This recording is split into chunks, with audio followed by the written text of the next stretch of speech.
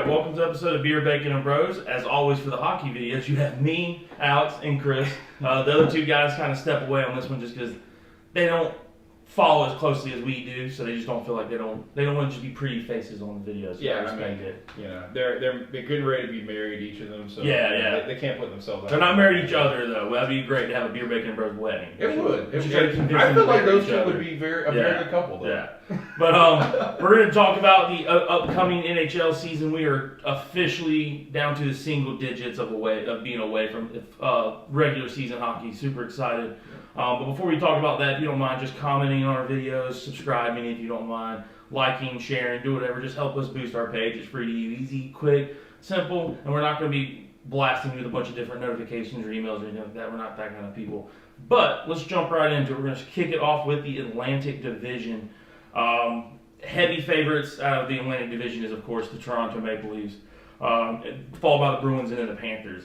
I don't know.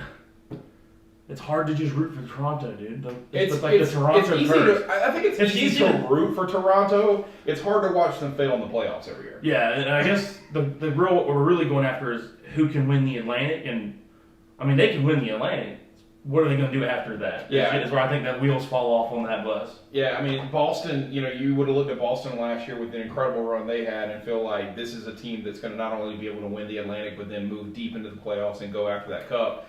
First round loss, you called it first round loss, but I see the buy-in for, or the hype, I guess, for Toronto and the resurgence of Boston. I feel like Boston is very much kind of like shot their shot last year, but there's still a lot of talent on that team.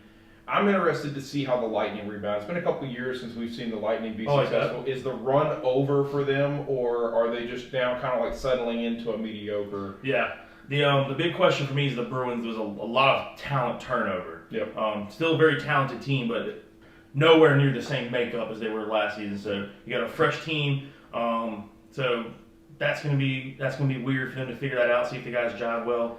Would love to see Tampa Bay kind of bounce back. But I think Toronto is going to be the team to beat out of the Atlantic, at least for divisional play. Yeah, I agree. I think if I'm looking at it, it's Toronto or Boston for me for sure. Mm-hmm. But I guess I'll buy the hype on Toronto.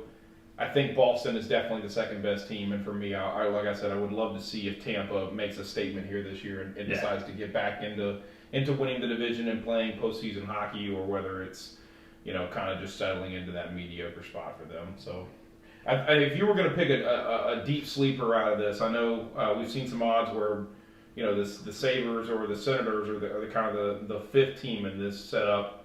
I almost feel like the Canadiens are due for another run a little bit, but not starting preseason very well for them. No, not starting preseason very well. But granted, a lot of the early preseason games is your guys from your farm teams are playing, same way they do for spring training for baseball.